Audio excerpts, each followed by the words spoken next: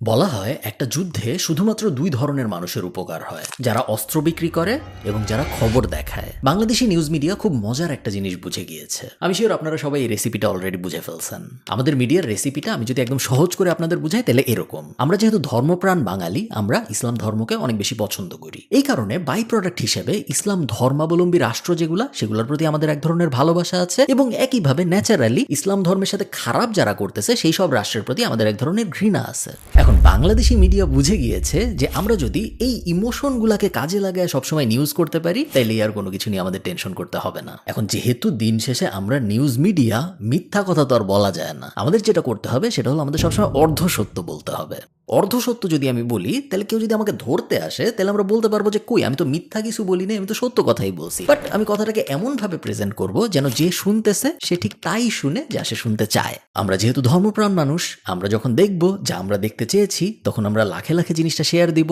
Share দিলে মিডিয়ার লাভ, তার প্রফিট বাড়বে। সেই প্রফিটের টাকা দিয়ে সে আরো একই ধরনের নিউজ বানাবে, যেগুলো দেখলে আবার আমাদের ডোপামিন হিট হবে এবং আমরা আবারও শেয়ার দিব। এবং এই সাইকেল বাংলাদেশে অলরেডি চলতেছে। আমি আপনাদের কিছু এক্সাম্পল দেই। ইরান এবং ইসরায়েলের যুদ্ধ শুরু হওয়ার মোটামুটি সাথে সাথে এই দুইটা নিউজ পাবলিশ করে বাংলাদেশের দুইটা খুব জনপ্রিয় নিউজ মিডিয়া। একটায় 3 দিনের মধ্যে ভিউ হয় 15 লাখ 1.5 মিলিয়ন, এবং আরেকটায় 4 দিনের মধ্যে ভিউ হয় 28 লাখ বা অলমোস্ট 3 মিলিয়ন। প্রথমটা টাইটেল: ইরানের হামলায় গাজার মতো ধ্বংসযজ্ঞে পরিণত হলো ইসরায়েল।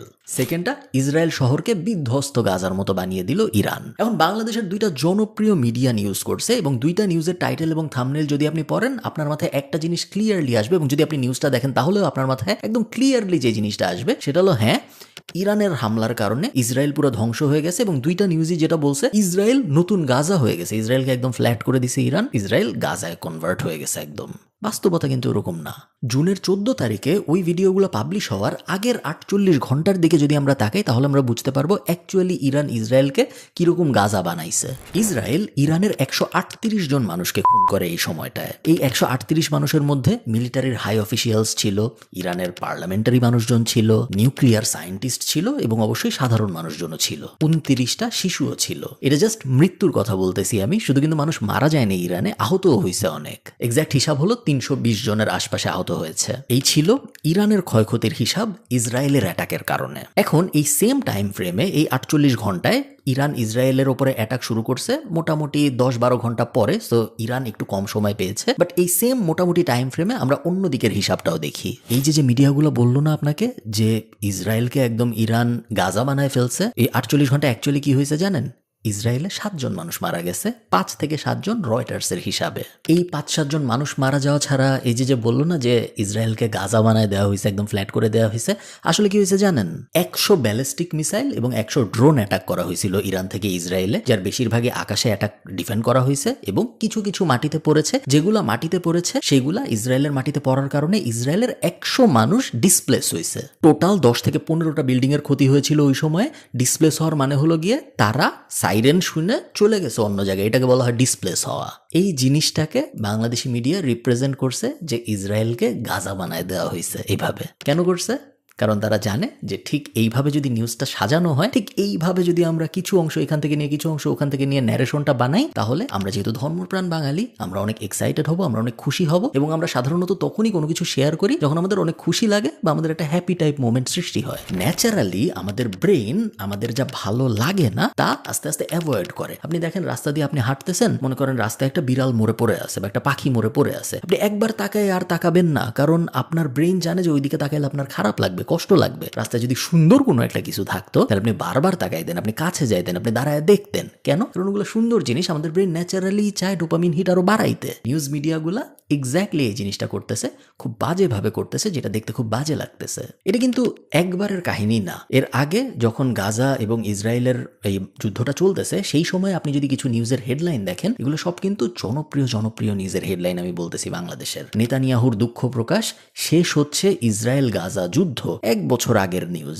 এবং 1.6 লাখ ভিউ। গাজা যুদ্ধ ইতিহাসের সবচেয়ে বড় ভুল যার পুরো দায় নেতানিয়াহুর, 1 বছর আগের প্রায় 2 লাখ ভিউ। আমি না এই ব্যাপারগুলো নিয়ে একটু ডিস্টার্ব ছিলাম, কারণ আমি যেহেতু দেশের বাইরে থাকি, ন্যাচারালি আমার দেশের বাইরের আমাদের লোকাল যে নিউজ, আইরিশ নিউজ, সেটা দেখা হয়, এবং একই সাথে আমি যেহেতু বাংলাদেশের, আমি বাংলাদেশি নিউজও ন্যাচারালি আমার সামনে চলে আসে, মানুষজন শেয়ার করে। দুইটা নিউজ যখন আমি দেখি, কোনো একই দিনের একই ঘটনার 2 ধরনের কাভারেজ যখন আমি দেখি, আমার বেশ অবাক লাগে যে একদিকে আমি দেখতেছি একটা দেশ আরেকটা দেশকে বেশ কোণঠাসা করে ফেলছে, কষ্টকর। অন্যদিকে বাংলাদেশে আমি দেখতেছি যাকে আমি এখানে দেখছি কোণঠাসা করে ফেলেছে, যার আমি দেখছি এখানে অনেক ক্ষয়ক্ষতি হয়েছে, তার স্মল উইনগুলো নিয়ে এখানে বড় বড় নিউজ, এবং তার যে বিশাল ক্ষতি হয়েছে এটা নিয়ে এখানে কোনো নিউজ নাই।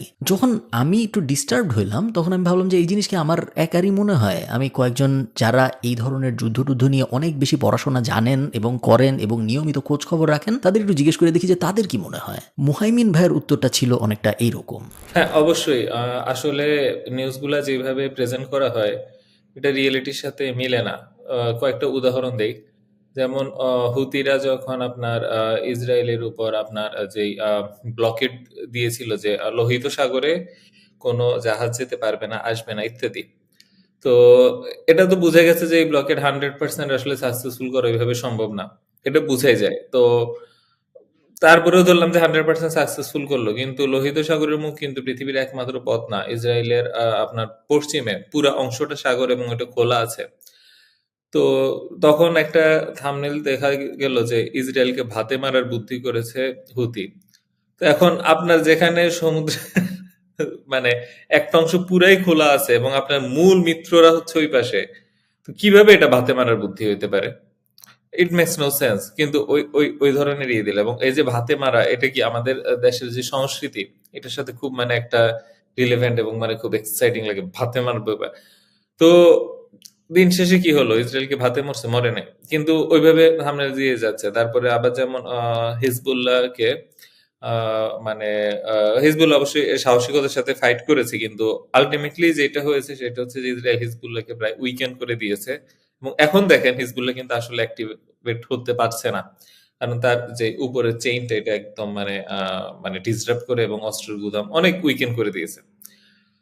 কিন্তু একটা নিউজও পাবেন না যে এখানে বলা হচ্ছে যে আসলে রিয়েলিটিটা এদিকে যাচ্ছে। বরং সবসময় একপাক্ষিক নিউজ দেওয়াতে আমি মনে করি যে আসলে এটা ভালো রিপ্রেজেন্টেশন হচ্ছে না। দেশের মানুষ শিখছে না কিছু। দেশের মানুষও দেখা গেল যে এর ফলে এই এক ধরনের এক্সাইটমেন্ট ফিল করে একে ফাটাই দিব, মেরে ফেলবো। মানে যুদ্ধ তো পৃথিবীতে এইভাবে চলে না। এটা প্রযুক্তির খেলা। মানে এখানে যে কত ব্যাকগ্রাউন্ড ফরগ্রাউন্ড, কত এমনকি একটা ঝাড়ুদার থেকে শুরু করে একটা বিজ্ঞানী, একটা জেনারেল থেকে শুরু করে একজন রাজনীতিবিদ, প্রত্যেকের একটু একটু একটু করে অবদানের অসংখ্য জিনিসের ফলাফল একটা। এটা এমন না যে এটা রাস্তায় দুইটা পোলাপান মারপিট করলো যে একে ফাটাই দিল, মেরে ফেললো। তো এইভাবে আমাদের কি একটা ধরনের ভুল একটা গণ্ডির মধ্যে বা বাবলের মধ্যে আমাদেরকে রাখা হয়। তো এটা আমি মনে করি যে আসলে এর ফলে নিউজ পেপার গুলা, পেপার তো বলবো না, নিউজ চ্যানেল গুলা তাদের অথেন্টিসিটি নষ্ট করছে। যদিও এর ফলে সাময়িক অনেক লাভ হচ্ছে, কিন্তু এতে কি অথেন্টিসিটি নষ্ট হচ্ছে। আচ্ছা, খুশি করার মতো মিডিয়া বানানোর এই যে দৌড়, এই দৌড়ে কিন্তু শুধুমাত্র নিউজ মিডিয়াগুলো আছে তাই না, এটা আমাদের ইনফ্লুয়েন্সার সমাজে জড়িত। আপনি জিনিসটা একটু বুঝেন, এটা বোঝার জিনিস, এবং এটা বেশ থিওরিটিক্যালি ইন্টারেস্টিং, ইন্টেলেকচুয়ালি ইন্টারেস্টিং একটা জিনিস, যেটা আপনার বোঝা জরুরি বলে আমি মনে করি। মনে করেন আপনি একজন যে প্রত্যেকদিন রান্নার ভিডিও বানান। আপনি রান্নার ভিডিও বানাচ্ছেন, একদিন 10 জন মানুষ দেখতেছে, আরেকদিন 20 জন মানুষ দেখতেছে, আবার তারপরের দিন 15 জন মানুষ দেখতেছে। তেমন কোনো আহামরি গেইন হচ্ছে না আপনার।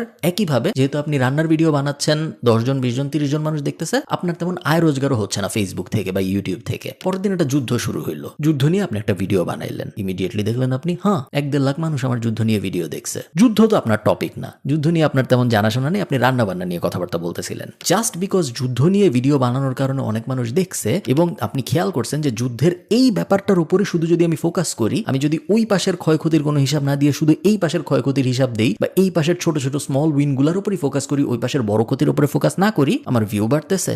শুধু ভিউ বাড়তেছে তাই না, মানুষজন কমেন্টে আমার অনেক প্রশংসা করতেছে, কারণ তারা যা শুনতে চায় আমি তাদেরকে তাই বলতেছি, এবং শেয়ারও অনেক হচ্ছে বেশি, বিভিন্ন গ্রুপে আমার ভিডিও ছড়ায় ছিটায় যাচ্ছে, আমার ইনকামও বাড়তেছে।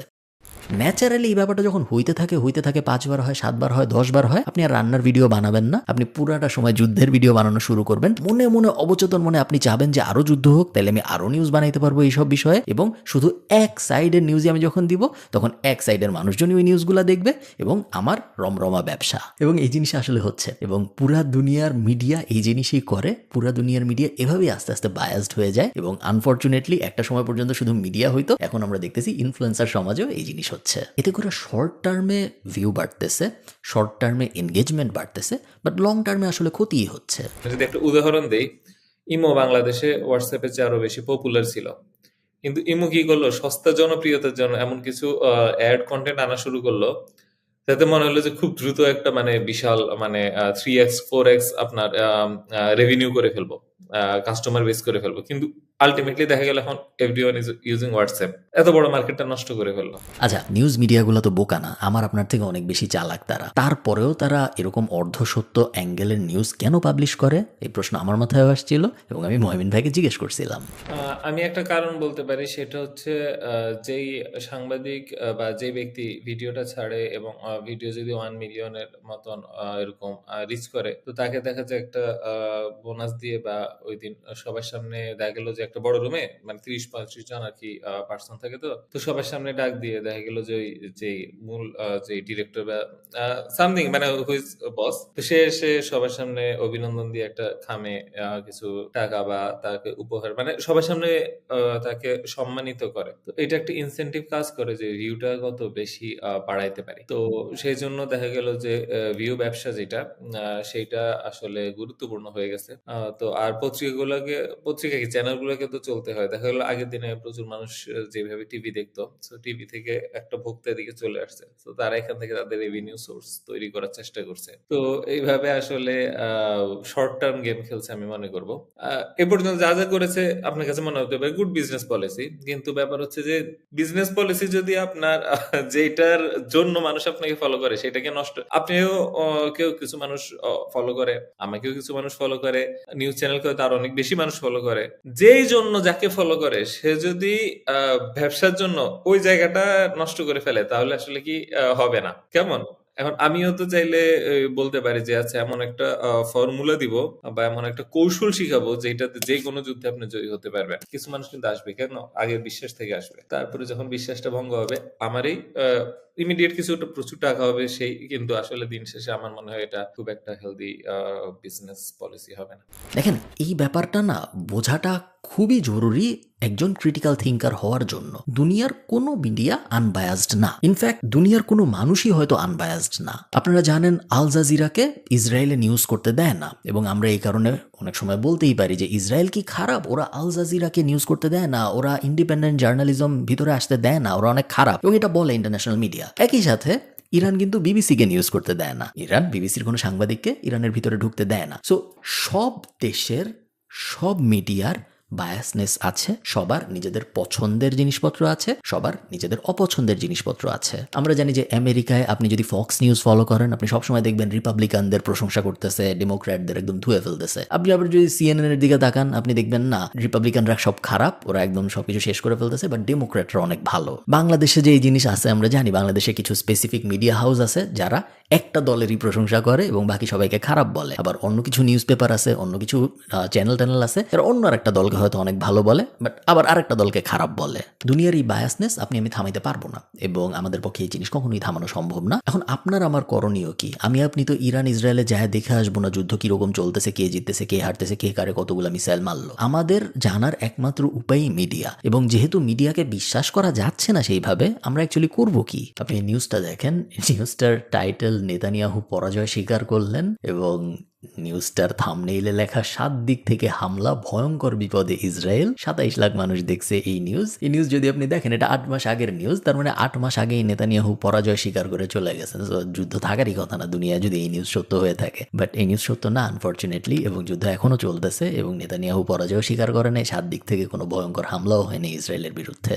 মেইনলি আমি কি বোঝাইতে চাইতেছি, মেইনলি আমি যে জিনিস বোঝাতে চাচ্ছি সেটা হলো war is complicated, politics is complicated, everyone is biased. So আপনার নিজের সচেতন থাকা ছাড়া আর কোনো উপায় নাই। এই মিডিয়ার কারণেই আপনার এখন ইরানকে অনেক ভালো লাগতেছে, এই মিডিয়ার কারণেই আপনার একসময় ইরাককে অনেক ভালো লাগবে। আবার এই ইরাক এবং ইরান কিন্তু একজন আরেকজনের সাথে বিশাল যুদ্ধ করে 8 বছরে 5 লাখ মুসলিমকে মারছিল নিজেরাই। কেউই অত ভালো না দেখা যাচ্ছে। সবসময় মনে রাখবেন, মিডিয়া ইজ আ বিজনেস।